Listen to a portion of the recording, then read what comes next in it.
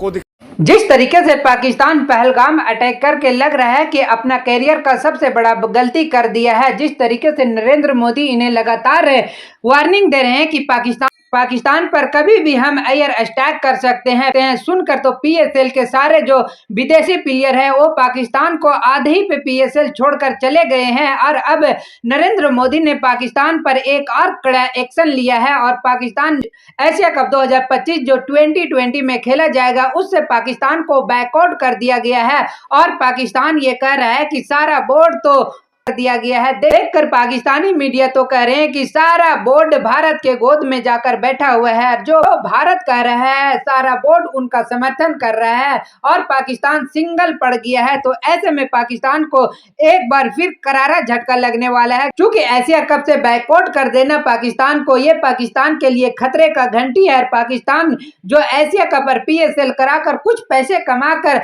अपना रोटी और आटे का इंतजाम कर सकता था, अब नरेंद्र मोदी ने तो उस पर भी एक्शन ले लिया है और पीएसएल को बीच में ही छोड़कर विदेशी प्लेयर चले गए हैं। अब एशिया कप पाकिस्तान नहीं खेलेगा तो बिल्कुल रोटी के बगैर और आटे के बगैर तरस कर मर जाएगा। तो आपका क्या राय है? वाकई में एशिया कप से पाकिस्तान को बैकआउट कर देना चाहिए, जिस तरीके से वो भारत के खिलाफ साजिश करते रहता है। तो आपका क्या राय है? अपना राय मुझे कमेंट बॉक्स में जरूर बताइएगा। चैनल पे न्यू हो तो चैनल को लाइक और बेल आइकन को प्रेस कर लीजिए ऐसा ही लेटेस्ट अपडेट के लिए।